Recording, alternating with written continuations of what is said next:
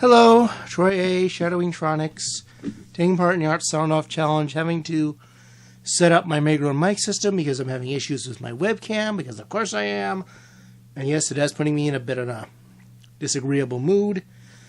But, so that's why this is late. And we're going to talk about Transformers in this one. This won't surprise that many people who know me, but the reason is specific.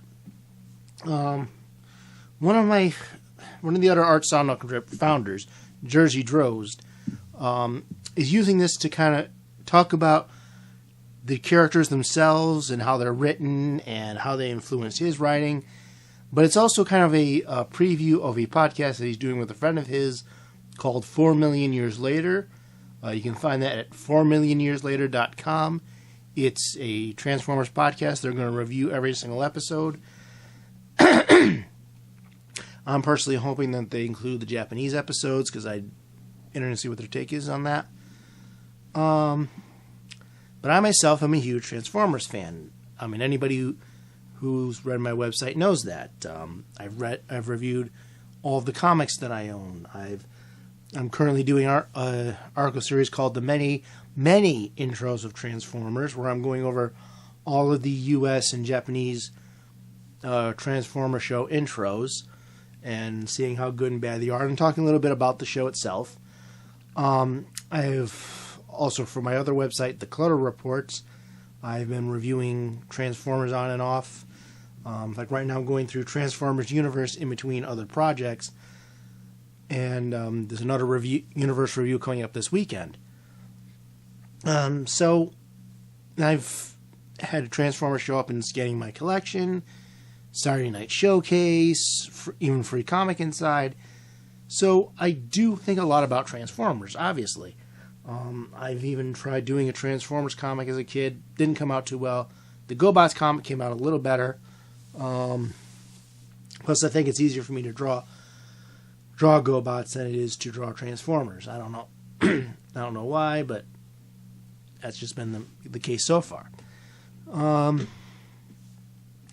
But in one of the episodes, he talked about Optimus Prime. Specifically, he looked at G1 Prime and Optimus as he appeared in Transformers Prime, which is only one portion of what's known as the Aligned Continuity. That also includes the second cartoon to be called Robots in Disguise. That also includes the video games War for Cybertron, Fall for Cybertron, and a tile-in rail shooter for the Wii called, I think it was called Cybertron Adventures. And it also includes Rescue Bots and Rescue Bots Academy. I think Rescue Bots Academy is still in the line. I'm not sure. And that's all one big continuity. But he only discussed Prime. I'm going to go a little beyond that. He and I kind of disagree on Optimus Prime. He's apparently part of the camp that thinks Optimus Prime is boring and not as interesting as Rodimus Prime, and we'll get to him. I disagree. I actually find Optimus Prime to be quite interesting. Maybe not so much on his own, but sometimes is kind of interesting seeing somebody who, is that darn good, but still seeing how he uses all the knowledge and skills that he has to get out of a certain situation. Like, he's going to get out of it. He's going to get out of it anyway. He's the main character. But seeing how they get out of it is usually what I find interesting. So you can have a character with all the skills, but you can still come up with challenges that make him use those skills maybe in new and interesting ways. Optimus Prime is very much just kind of... I don't want to go so far as to say father figure, although I do know a guy whose father was so pathetic that he actually considered Optimus Prime his real father, legally changed his name to Optimus Prime, and before you start laughing, note that he is a firefighter and served in Iraq. So he's still more of a badass than you'll ever be, so don't even start making fun of this guy. He pretty much has saved your life who knows how many times, and could potentially hurt you. So think about that. Anyway, the thing about these two versions of Prime is they are probably the most similar of the Optimuses. Optimus Psi? Do we have a... Do we know what that thing's... What that would actually be? Like... No, I'm just talking to a stuffed elephant. The thing about Optimus, though, is that he is so knowledgeable, that he is so powerful. He's basically the backbone of the Autobots. And, you know, he does work best in tandem with these other characters, like being this leader and role model to the characters. You kind of see that now in the current series, Transformers Cyberverse, which is its own continuity. But you see him trying to negotiate with Megatron, because going on right now, Starscream has the Allspark and has pretty much gone cuckoo go nuts. And so they're trying to get away from him. And you see him trying to honestly work with Megatron, trying to barter for at least a truce to go after the real threat. And Megatron just isn't having it. And but the thing about this Prime, why he is because he is so smart. He is so clever. He can still be challenged. He does still make mistakes. You know, his one time he got torn to pieces, basically, and the Autobots had to go recollect the pieces and reassemble him. Laserbeak has probably done more damage to Optimus than Megatron has.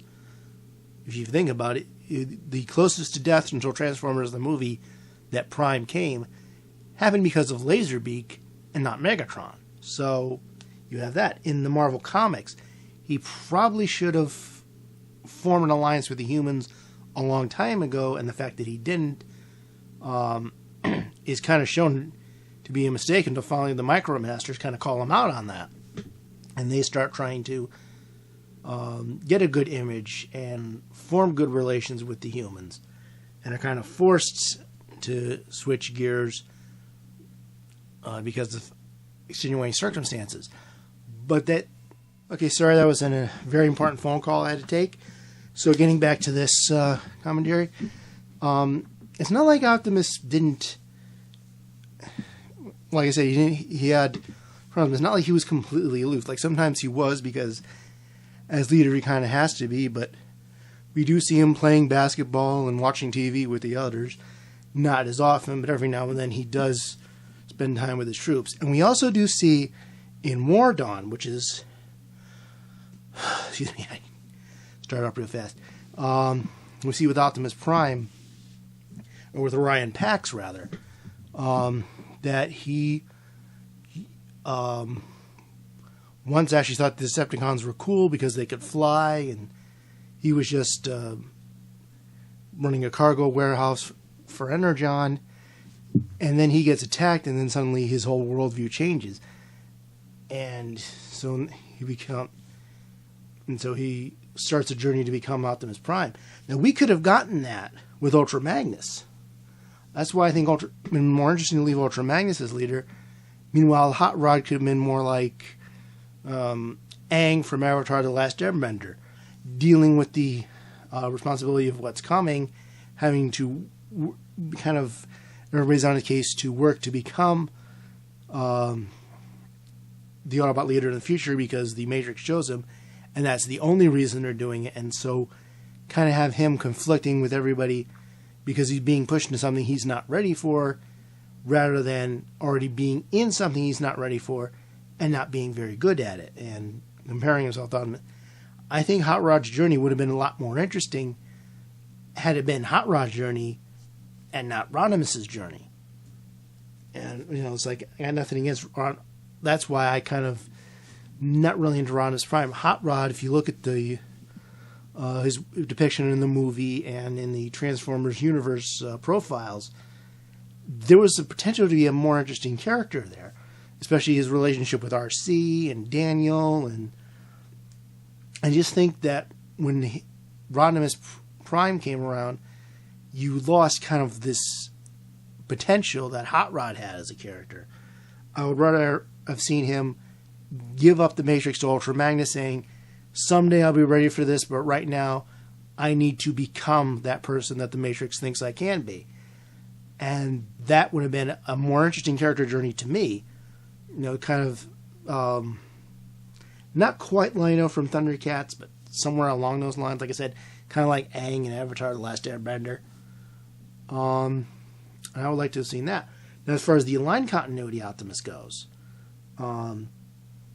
Optimus Prime, again, is this stoic father figure. He's basically in charge, and he's this wise, seasoned veteran soldier who cares about, he cares about his troops. He cares about the humans. And we get to see a bit of his Orion Pax years when he loses part of his memory after defeating Unicron, and we see Megatron manipulate that. But we see who Orion Pax was, even though they followed the Dreamwave and IDW concept of him being a data clerk rather than an Energon cargo transporter. But we do see some aspects of what he became. But we don't necessarily need to follow his journey, because we have all these other characters who go on their own journeys. But Optimus is kind of the character that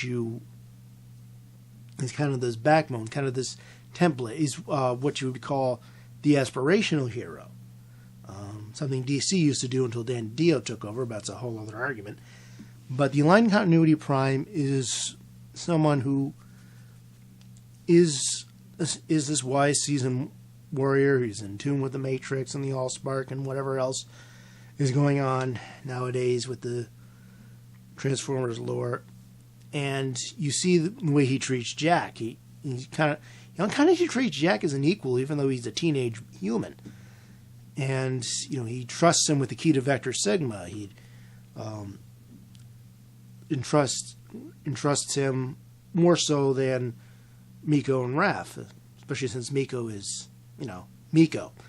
But and she undergoes her own journey. Everybody goes through a journey, and Prime is kind of like his aspirations, like to be like Prime. And I like the aspirational hero, and I kind of like that there's like the aspirational heroes, the Autobots you could aspire to be like, the ones you could relate to, the ones you may not want to be like but I think are really, really cool or just interesting to watch. And I think that Optimus Prime has a strong place, and that's why I like Optimus Prime. It's why I'm drawn to Optimus more so than Rodimus. I just think there may not be character growth, but there's still so much potential to tell stories with Optimus, with this seasoned veteran, with who has great skills, who still can be challenged, who still can be killed or near killed, which is kind of trying to think of a continuity that lasted more than a handful of episodes in which Optimus Prime wasn't killed off at some point, because they seem to think this is some rite of passage. You're not a Transformers continuity unless you kill Optimus at least once and then bring him back. And that needs to stop, because I'm getting tired of that. You can do stories without Optimus Prime without killing him. You just have him send somebody on a mission, and you follow them on that mission, and then Optimus is not there. It's an easy solution, and of course we don't do easy solutions. We like things to be difficult. But that's why I'll defend Optimus Prime over Rodimus, because Hot Rod had more potential as a character than I think Rodimus did, and would have been better. Ultra Magnus would have been better suited as leader at the time. Meanwhile, Optimus is kind of this inspirational role model. You can see he's the backbone of the Autobots. You can see how he gains strength from his troops and how they gain strength from him.